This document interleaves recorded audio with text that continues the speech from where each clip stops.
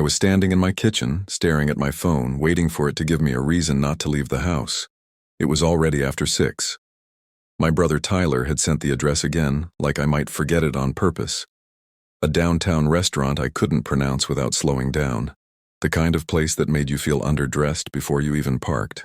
This blind date had been his idea, not a suggestion, a mission.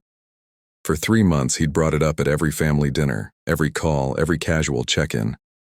According to him, I had been single long enough.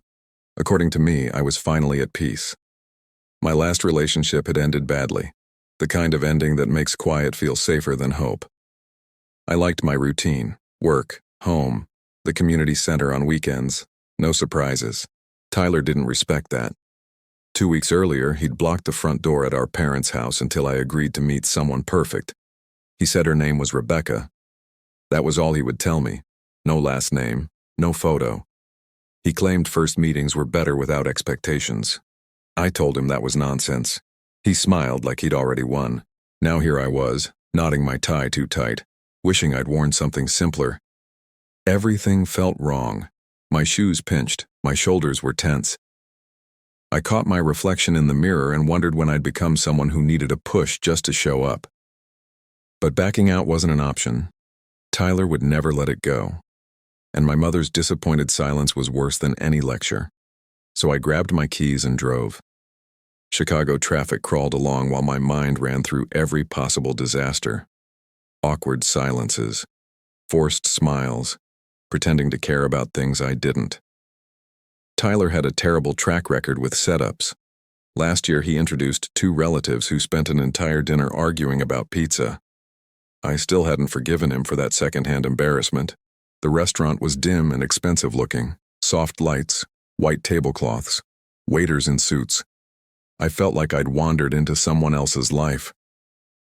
The hostess checked her list and led me to a small table near the window.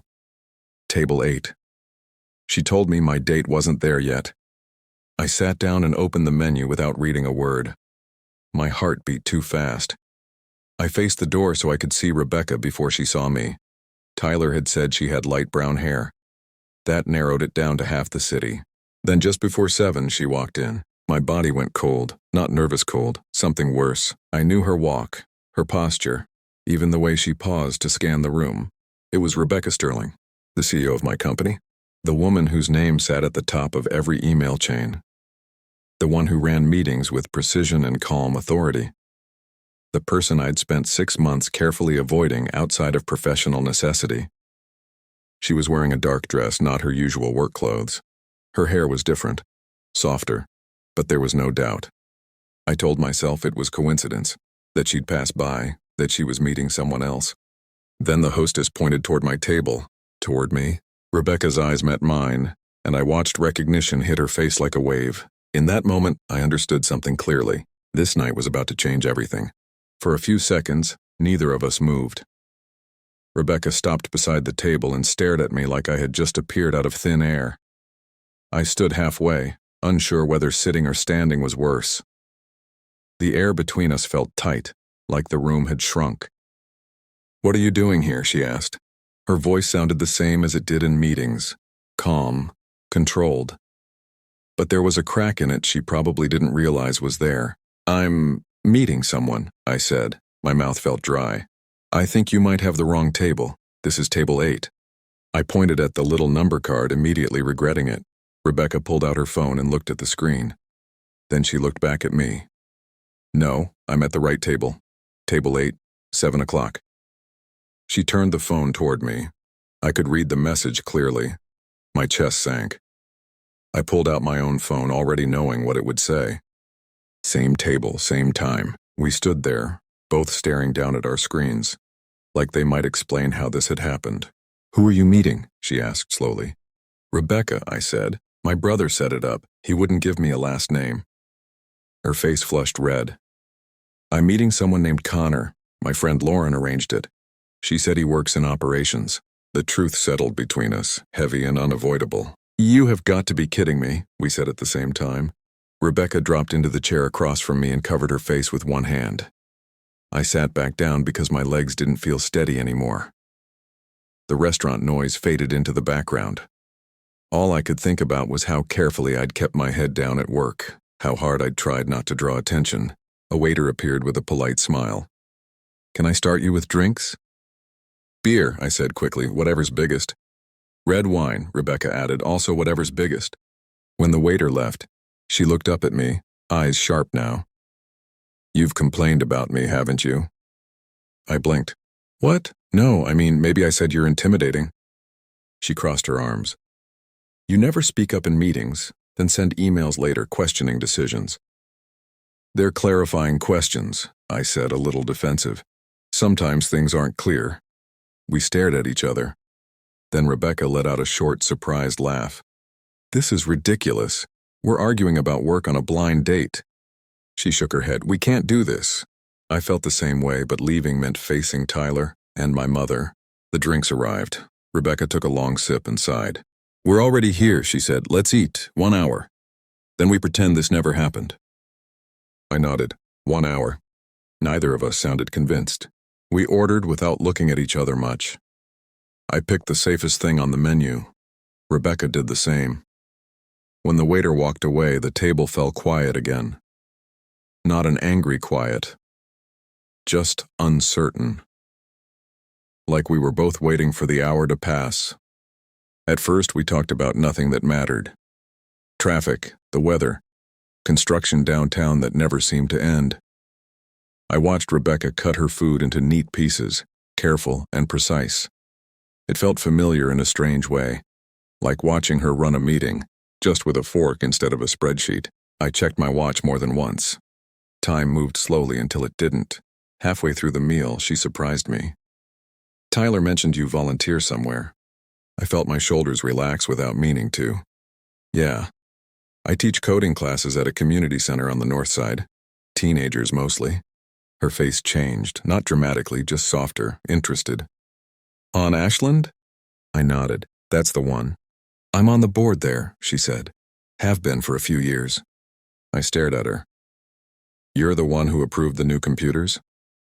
She shrugged like it was nothing. Those kids deserve decent equipment.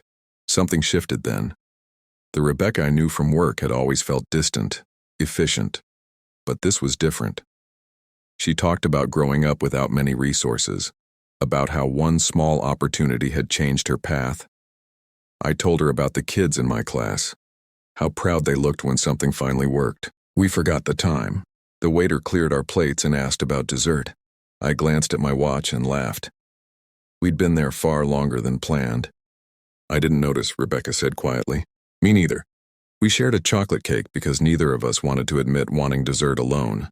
We laughed, real laughs, the kind that catch you off guard. Outside, the night air felt cool and steady. We stood near our cars, unsure what came next. "This was better than I expected," I said. Rebecca nodded. "Still complicated." "Probably a bad idea," I agreed. She looked at me like she wanted to say more than didn't. We said goodnight and drove away, both carrying something we hadn't planned on. Monday morning didn't feel like a fresh start.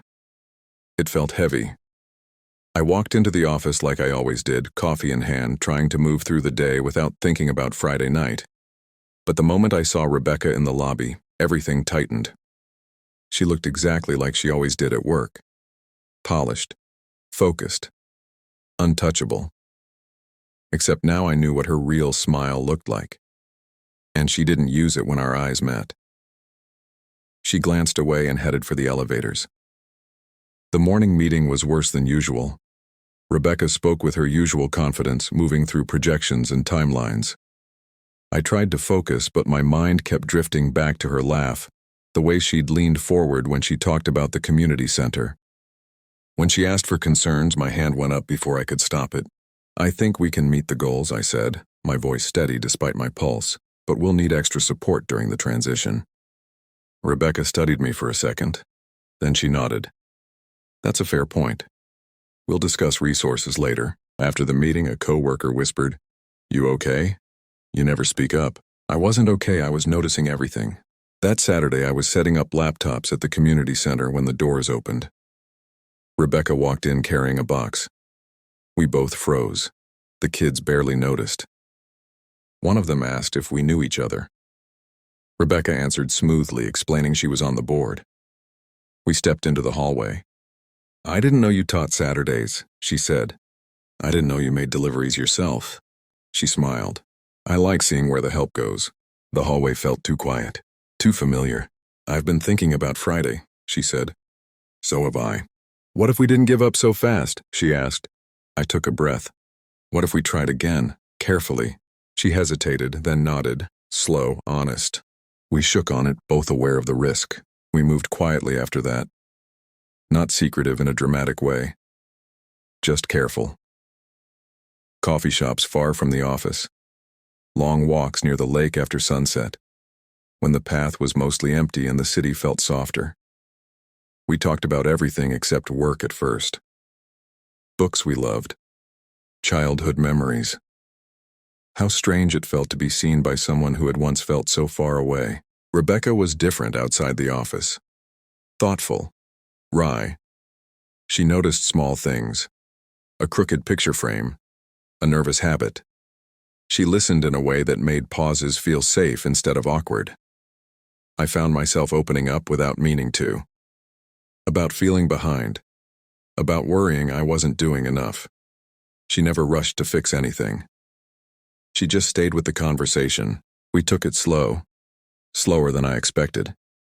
2 kisses in 3 weeks. Both gentle. Both careful. Like we were afraid of breaking something good by moving too fast. I started to think maybe we were getting away with it. Then one Sunday afternoon, everything tightened again. I was walking through the park, enjoying the quiet, when a coworker called my name. He mentioned seeing Rebecca nearby. Casual. Curious. Too curious. I walked away with my stomach in knots and texted her right away. We met a few minutes later on a bench tucked away from the main path. Rebecca looked tired, not from work, from worry. "This is what I was afraid of," she said. "People notice things." Over the next few days, it got worse. Questions, looks, whispers that followed me down hallways. I denied everything, but it didn't seem to matter. That Friday, Rebecca sat across from me at our usual coffee shop and stared into her cup. "I can't breathe," she said. "This affects your career, my decisions, everything." I reached for her hand. She pulled back. "I need space," she said quietly. "I'm sorry." 2 weeks of silence followed, and somehow that was harder than the fear. Those 2 weeks stretched on longer than I thought possible. At work, Rebecca and I moved around each other like strangers, polite, careful, professional. It hurt in a quiet way. I noticed the difference between her real smile and the one she used now, and it followed me through every hallway. I threw myself into my job, trying to stay busy enough not to think. My team noticed the edge in my voice. I snapped over small mistakes. I hated that version of myself, but I couldn't seem to shake it. Everything reminded me of her. The community center. The coffee shop. Even the reports on my desk made me wonder what she would say about them. Then the audit hit. The email landed late Friday afternoon, heavy with formal language. A full review of our department's spending, immediate, mandatory. By Monday, executives from corporate were in our conference room, asking questions I didn't have answers for. They pointed out discrepancies from months before I'd even taken over. My name was on the approvals. That was enough. By Tuesday, the words suspension and termination were floating in the room. I stayed late, staring at numbers that blurred together, feeling sick with the thought that one mistake could undo everything I'd worked for. Wednesday afternoon, there was a knock at my door. Rebecca stood there holding her tablet. "I think I found something," she said. She closed the door and sat down. She'd traced the problem back to a system error from before my time. Payments logged wrong. Numbers that looked off but weren't. She'd gone through months of records to prove it. "I didn't want them blaming you for a software problem," she said. Relief washed over me so fast it almost hurt. Corporate backed off within the hour. Apologies followed, promises to fix the system. Later, I found Rebecca in the break room making tea. "You didn't have to do that," I said. "I know," she replied, "but walking away didn't feel right." She looked at me then, really looked. "I missed you." I nodded. "Me too." We stood there in the small break room, the hum of the kettle filling the space between us. It felt like the first quiet moment we'd had in weeks. Not tense, just honest. "I panicked," Rebecca said softly. When people started talking, I pulled away instead of facing it. I thought distance would make things easier. It didn't. I told her I'd spent those 2 weeks replaying every conversation, wondering if giving her space had been the right thing or just the easiest thing.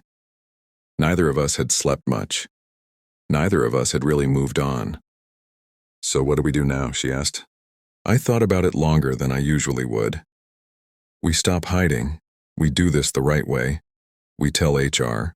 We follow the rules. And we accept that people will talk for a while. Then they'll move on. Rebecca nodded like she'd already reached the same place. I'm tired of being afraid. We told our families first. Tyler acted like he'd won a prize. My parents welcomed her with open arms. At work, we filed the paperwork and let the truth settle where it would. The gossip faded faster than I expected. A few months later, we went back to the same restaurant, same table, same corner. This time it felt different, lighter, like we were rewriting something that had once gone wrong. When I asked her to marry me, she didn't hesitate. Her yes was steady, certain. We laughed afterward, sitting there with dessert between us, remembering how awkward it had all begun. Now, when I think about that night, I don't think about the panic or the fear. I think about how close I came to walking away from something good just because it scared me. Some people enter your life wearing titles or expectations that make them hard to see clearly. But if you're patient, if you're brave enough to look past the surface, you might find the person who fits you better than anyone else ever has. And sometimes the place you almost ran from becomes the place where everything finally makes sense. If this story felt familiar, linger with it a while. There's always another quiet truth waiting beyond the porch.